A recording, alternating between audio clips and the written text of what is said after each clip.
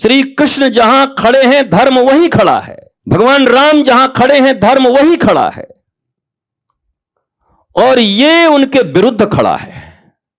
जो भी है, महानुभाव हो, विराट हो, ज्ञानी हो, गुणी हो, पर श्री कृष्ण के विपरीत खड़े हैं। और फिर भी आप उनका पक्ष ले रहे हैं। अपने आने वाली पीढ़ियों को आप क्या सिखा रहे हैं कि किसी दिन धर्म रूपी ईश्वर खड़े हो, भगवान खड़े हो, धर्म का पक्ष खड़ा हो, और तुम्हारा किसी राजा से मित्रता हो, राज सत्ता से मित्रता हो, नौकरी से मित्रता हो, तो आप न्याय, सत्य, प्रेम, करुणा, धर्म, जीवन, ईश्वर के विरुद्ध खड़े हो जाना, राष्ट्र के विरुद्ध खड़े हो जाना। आप ये सिखाना चाहते हैं। हंगामा क्यों है बरपा? जो थोड़ी सी एक बात लिख दी है, एक छोटी सी बात, कि वो गुरु हैं या राजकीय शिक्षक हैं। सीधा लिख देते हैं कि गुरुदेव वो तो राजकीय शिक्षक थे, राजा के प्रति उनकी निष्ठा थी, जो राजा रहेगा उनके प्रति। और ऐसा नहीं कि कौरवों के प्रति उनकी निष्ठा थी, अगर पांडव राजा होते तो पांडव के प्रति उनकी निष्ठा होती। लेकिन प्रश्न यह है कि उनकी धर्म के प्रति निष्ठा नहीं है, राजा के प्रति निष्ठा है, न्याय के प्रति नहीं है, सत्य के प्रति नहीं है, प्रेम के प्रति नहीं है, जीवन के प्रति नहीं है। जो राजा होगा हम उसी के साथ। वो जिसको हम लोग बोलते हैं बिना पेंदी का लोटा, लोटा देखा है आपने, जिसमें पेंदी ना हो, वो कभी इधर ढलंग जाएगा, कभी उधर ढलंग जाएगा, कभी उधर ढलंग जाएगा। तो अधर्म के पक्ष में खड़े हुए किसी भी व्यक्ति को, इसीलिए तो भगवान ने ये लीला किया। अब एक बात समझ लीजिए, तत्व अलग है, लीला अलग है। तत्वतः अगर भगवान को कोई नहीं जानता, धर्म के मर्म को नहीं जानता, तो लीला से भी वो कुछ समझ नहीं सकता। कुछ लोगों ने कहा भाई ये तो भगवान की सब लीला है, भगवान ने रोल दिया था, इसमें इनकी क्या गलती है? तो हम भी तो यही कह रहे हैं, उनकी गलती नहीं है, पर वो लीला उनको दिया क्यों गया? हमने सुना, वो शक्ति कपूर को देखा एक दिन टीवी पर। शक्ति कपूर ने बोला कि मैं कभी किसी के उस जमाने में शादी विवाह में चला जाता तो आसपास की सारी महिलाएं हट जाती, हट हट, बहुत गंदा, बहुत बेकार आदमी, घटिया आदमी कहीं का। बोला हमारी इमेज ऐसी बन गई, अरे हम तो रोल कर रहे थे, हमको हीरो का मिलता तो हीरो बन जाते, जोकर का मिलता तो जोकर बन जाते, विलन का मिला तो विलन बन गए। लेकिन हम तो वो नहीं है। लेकिन उस विलन के चरित्र से तो हमें घृणा करनी है, हमें तो ऐसा नहीं बनना। हमें हमारे बेटों को क्या दुर्योधन बनाना है? हमें हमारे बेटों को क्या रावण बनाना है, कंस बनाना है? तो एक छोटी सी बात पर इतना ज्यादा इसको सामाजिक रूप दे देना, कभी कोई रूप दे देना, ये क्या बुद्धि है लोगों की? कैसी निर्बुद्धिता से आप जी रहे हैं। आप गुरु द्रोण के पक्ष में खड़े हो जाते हो कभी। अरे हम तो भीष्म पितामह के पक्ष में भी खड़े नहीं होंगे। क्यों खड़े होंगे? भीष्म पितामह भी तो राज सत्ता के प्रति या दिए हुए वरदान के प्रति, दिया हुए प्रतिज्ञा के प्रति वो वचनबद्ध हो गए। वचन से बद्धता हो गई, पर राम और कृष्ण से बद्धता नहीं हो पा रही है। आपके वचन इतने बड़े हो गए कि धर्म से बड़ा हो गया। आपके वचन इतने बड़े हो गए कि श्री कृष्ण से बड़ा हो गया। कहते हैं श्री कृष्ण और राम और धर्म के ऊपर मेरे करोड़ों प्रतिज्ञा वारे जाएं। ये कौन कह रहा है? श्री कृष्ण खुद कह रहे हैं। भीष्म पितामह को क्या सिखाया उन्होंने कि भाई आप इतना प्रतिज्ञा प्रतिज्ञा मरते हो कि प्रतिज्ञा प्रतिज्ञा प्रतिज्ञा, और देखो मैं भगवान हूं, तुम मेरी ही पूजा करते हो, मैं प्रतिज्ञा तोड़ देता हूं आज भक्त के लिए। भगवान ने, श्री कृष्ण ने, अगर मैं ठीक कहूं तो भीष्म पितामह को किसको क्या कहते हैं, ऐसा लज्जित किया कि तुम भक्त होकर अपनी प्रतिज्ञा नहीं तोड़ पा रहे हो, मैं ईश्वर होकर अपनी प्रतिज्ञा तुम्हारे लिए, भक्त के लिए तोड़ रहा हूं। बताओ भीष्म, क्या तुम उचित कर रहे हो? भगवान ने कहा था ना शस्त्र नहीं उठाएंगे, तो भीष्म ने क्या कहा? उठवा के मानेंगे। तो भगवान ने कहा उठा देंगे जब तेरी मर्जी है। तो हम कोई वचन में थोड़ी बंधे हैं, हम तो अहम भक्त पराधीनो हिव स्वतंत्र इव द्विज। हम तो भक्तों के अधीन हैं। भगवान ने जो वचन दिया था मैं भक्तों के अधीन हूं, तो उन्होंने सिद्ध कर दिया कि 1000 प्रतिज्ञा तोड़ सकते हैं अपने भक्त के लिए, पर आप कैसे भक्त हैं कि अपने परमात्मा, धर्म और ईश्वर के लिए एक वचन नहीं तोड़ पा रहे, वचन दिखा रहे। तो यहां तो हम भीष्म के पक्ष में भी खड़े, हम भीष्म की आलोचना नहीं कर सकते, क्योंकि 12 भक्तों में उनका बहुत बड़ा नाम है, भीष्म पितामह होना। एक ने लिखा कि आजकल के बाबा तो रावण के जूती के बराबर भी नहीं है। हम कि चलो भाई बहुत बढ़िया, तुम्हारी बड़ी प्रेम है रावण के प्रति, भगवान करे कि उन्हीं के खानदान में आपका विवाह शादी हो, वहीं से जावे सब लोग, 1 लाख पूत 1.25 लाख नाती, कुछ जिंदा रहते तो उसी में से करवा देते हम। कमाल है भैया।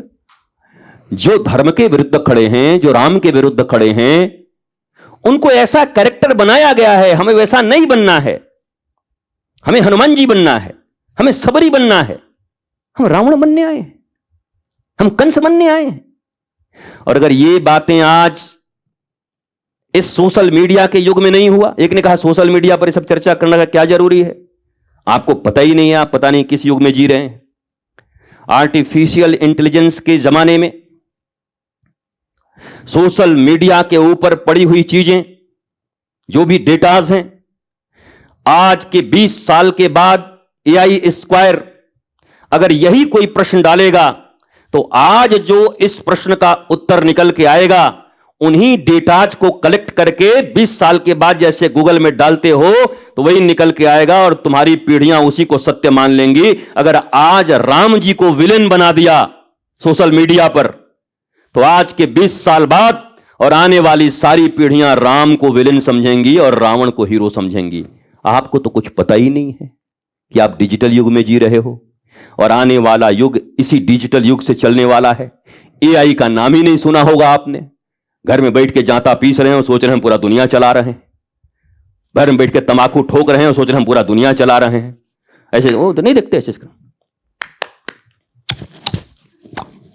सारा दुनिया का राजनीति हम जानते हैं। बाप रे, बैठिए खाइए, अब लोटा लीजिए, जाइए थोड़ा हो आइए उधर से, तंबाकू खाए सारा दुनिया जान रहे हैं। ये आर्टिफिशियल इंटेलिजेंस पता नहीं है, न्यूरो कंप्यूटिंग पता नहीं है इनको, रोबोटिक साइंस के बारे में इनको पता नहीं है और जानना भी नहीं चाहते।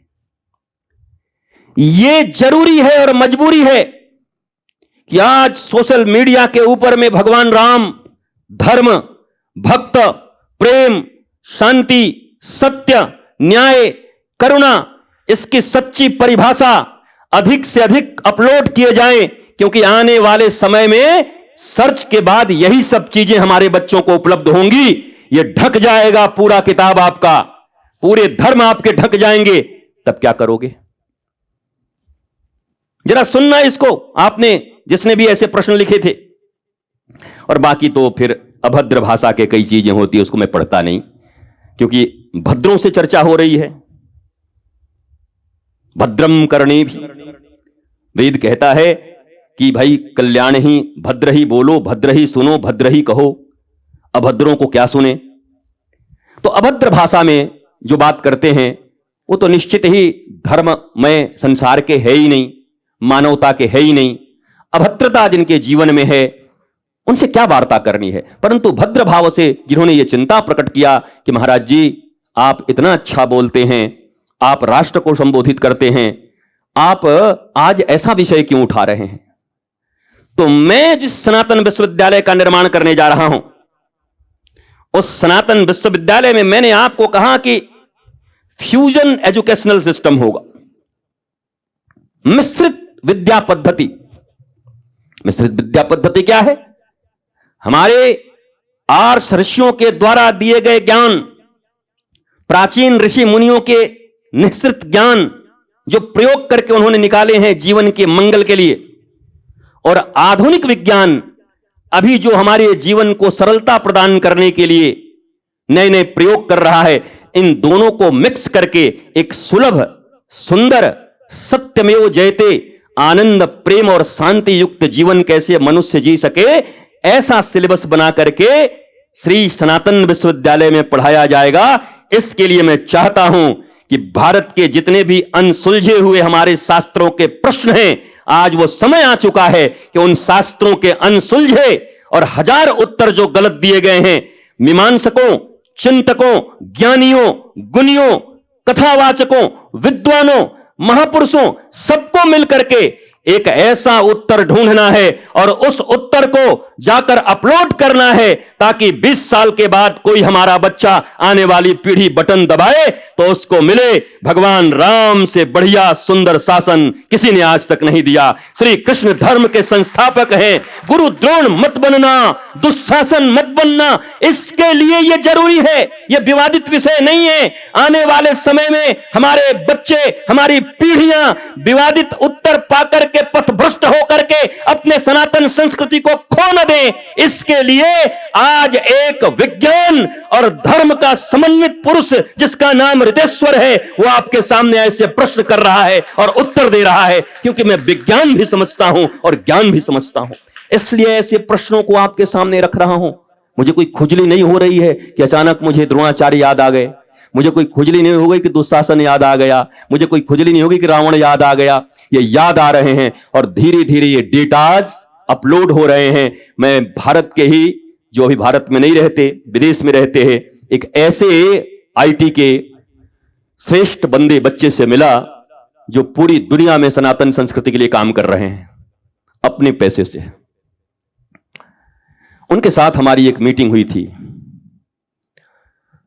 अद्भुत, एक्सेलेंट, इतना इंटेलिजेंट आदमी, इतना पढ़ा लिखा, करोड़ों कमा सकता अपने परिवार के साथ, पर सारी संपत्ति इसके लिए लगा दिया कि आने वाले समय में एआई के कारण हमारी पीढ़ियां जो धर्म के वास्तविक स्वरूप से वंचित हो जाएंगी, तो हम ऐसी चीजें बना करके जाएं कि वो पीढ़ियां धर्म के वास्तविक स्वरूप से परिचित हो सकें। और दास रितेश्वर भी वही कर रहा है। मेरे प्रश्नों को अन्यथा न लीजिए, विद्वान हैं, चिंतक हैं, मनीषी हैं, तो आइए इन प्रश्नों का समाधान करके सोशल मीडिया के माध्यम से ही तो आज सारे लोग मिल रहे हैं एक दूसरे को। मेरा यकीन है कि इस जमाने में भगवान श्री कृष्ण अपने इसी स्वरूप में आए, तो मैं 100 बार कह चुका हूं और फिर कहता हूं, उनके हाथ में भी लैपटॉप होगा। भगवान श्री कृष्ण भी एआई का प्रयोग कर रहे होंगे। भगवान श्री कृष्ण भी आए तो रथ में चढ़ के नहीं जाएंगे, बोला राफेल कहां है, दुर्योधन के पास जाना है, और राफेल से ही जाएंगे, रथ से नहीं जाएंगे। रथ से जाएंगे तो दुर्योधन राफेल से गिरा देगा बॉम्ब ऊपर से, दुर्योधन के पास राफेल होगा। तो युगानुकूल धर्म, मेरे महापुरुषों, एक परम धर्म होता है, आप तो जानते हैं, मैं तो आपका बालक हूं। एक युगानुकूल धर्म होता है। परम धर्म का युगानुकूल धर्म के साथ समन्वय जो करे, वही वर्तमान समय का आचार्य और धर्म पुरुष कहलाता है। वही वर्तमान समय में विद्वान, वही वर्तमान समय में श्रेष्ठ, अग्रणी, आचार्य, नेतृत्वकर्ता, सज्जन कहलाता है, ऋषि कहलाता है, मुनि कहलाता है, जो दोनों का समन्वय कर दे। मैं तो बस विज्ञान और अपने प्राचीन ज्ञान, इन दोनों का समन्वय कर रहा हूं, क्योंकि मेरा थीम ही इस विश्वविद्यालय को बनाने को लेकर यही है, यही काम कर रहा हूं। तो ऐसे प्रश्न से आप नाराज मत हुआ करें, बल्कि खुलकर अभिव्यक्ति की स्वतंत्रता आपको है। शास्त्र अनुकूल उत्तर दीजिए और वर्तमान समय में अपने प्रबोध के अनुकूल उत्तर दीजिए। एक श्रेष्ठ उत्तर आएगा और धीरे धीरे सब अपलोड होते जाएंगे, अपलोड होते जाएंगे, अपलोड होते जाएंगे। नहीं तो सनातन धर्म के विरोधी, सनातन संस्कृति के विरोधी और भारत के विरोधी, आपके पास अपनी कोई मीडिया है, कोई सोशल मीडिया है?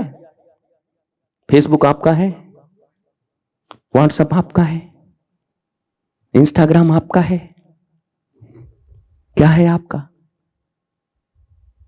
वो है गुरुजी, चिट्ठी आई है। हम आप तो अभी भी डाक के, आपके पास कोई प्लेटफॉर्म नहीं। उस प्लेटफॉर्म पे जो अपलोड होगा वही 20 साल के बाद हमारे बच्चे पढ़ेंगे, 10 साल के बाद। यह चिंता कोई मनीषी ही कर सकता है, कोई ऋषि ही कर सकता है। इसलिए चिंतन हम पढ़े लिखे नौजवानों को करना है। सनातन धर्म के जो सच्चे सिपाही हैं, उन्हें यह करना है। अधिक से अधिक श्रेष्ठ शास्त्र हमारे अपलोड हो जाएं, उनकी व्याख्या अपलोड हो जाए, टीकाएं अपलोड हो जाएं। एक एक चीज की टीका होती है ना, अलग अलग टीका लिखते हैं महापुरुष। क्यों लिखते हैं? जब एक बार कोई लिख दिया तो गीता पर टीका क्यों कर रहे हो? मत करो फिर। नहीं, जैसी गीता है, मैंने जैसा समझा इस युग के अनुसार, मैं उसको लोगों के सामने रखता हूं और सरल करके, कोई महापुरुष और सरल करके, कोई महापुरुष और अपनी दृष्टि के अनुसार लिखते हैं। टीका हमारे यहां किया जाता है। और मेरा ऐसा मानना है कि जीवन में हर चीज का आधुनिकीकरण होना जरूरी है, नहीं तो काम खराब हो जाएगा। हम माला करने वाले ये माला तो अब ले नहीं रहे हैं, तो मशीन वाला ले रहे हैं। टक टक टक टक टक टक टक टक टक टक टक टक। कहां ये? इसको कौन गिनने में भूल जाएगा? एक दो माला गिने कि नाम गिने?